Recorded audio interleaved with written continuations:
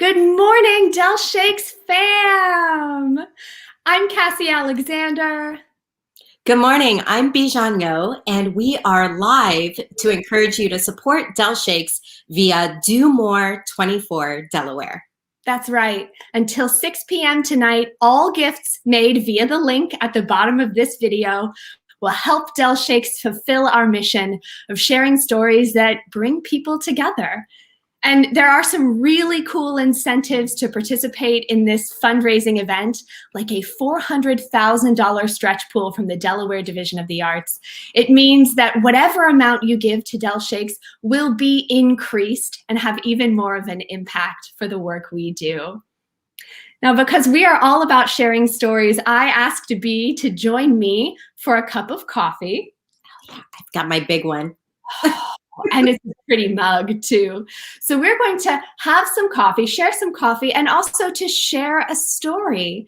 Bi, I'm wondering what your favorite memory is of sharing a story with Delawareans. Oh my gosh, so many. I have to pick one.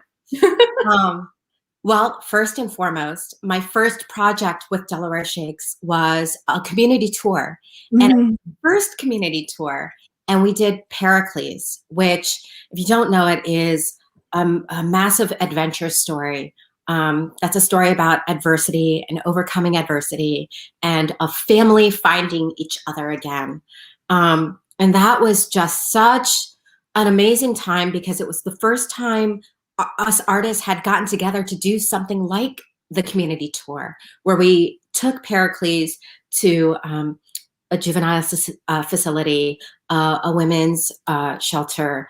We took it to correctional facilities and to just different underserved communities and organizations.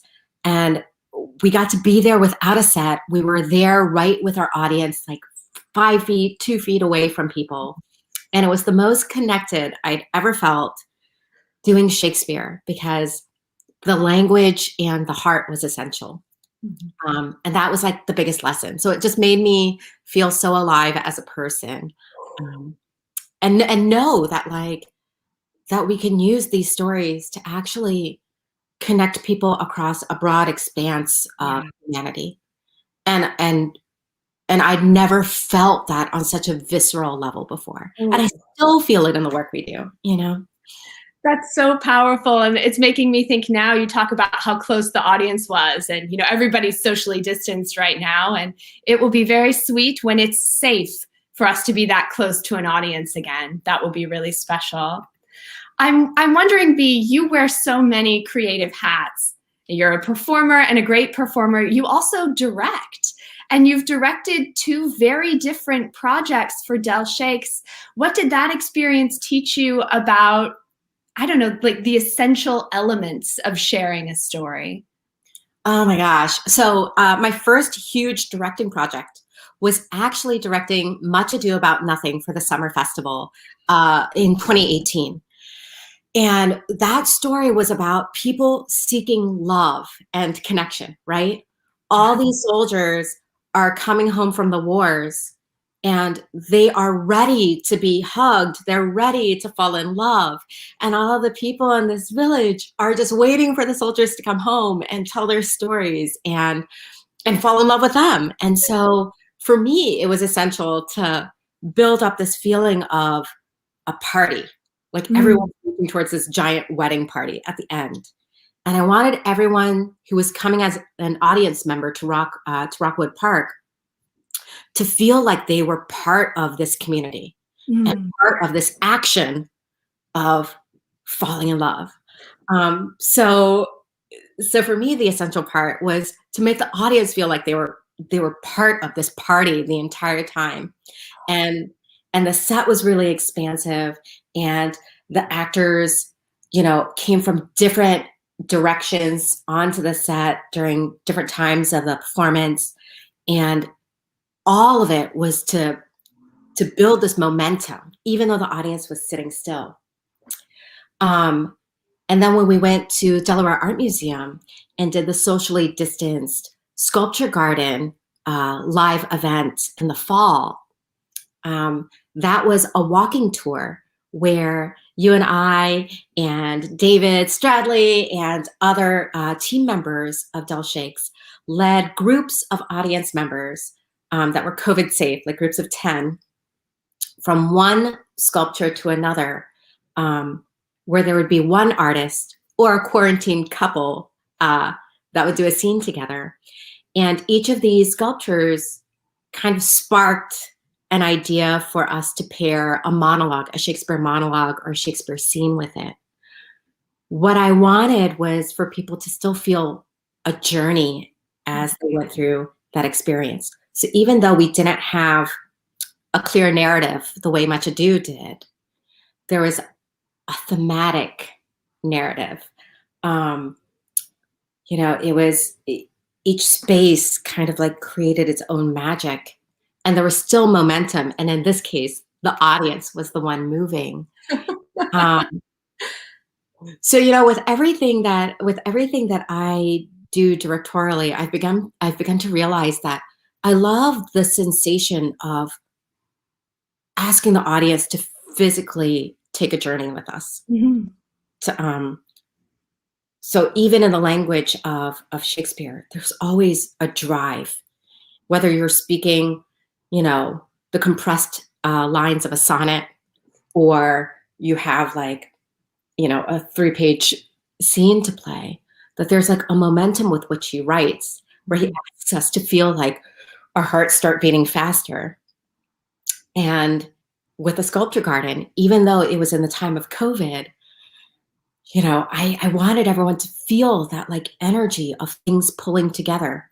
So by the end, we all gathered in the stone labyrinth, and there was a dance party, which also makes me feel like, oh, I love the feeling of everything driving towards a party.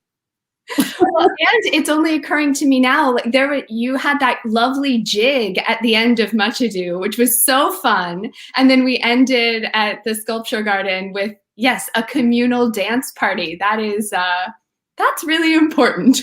Jamming and dancing. Yeah. Well, when I think about like, how do we bring people together? Yes, it's through story, but also as much as possible, it's like, I want that feeling, the physical feeling of being brought into story and celebrating the end of a story.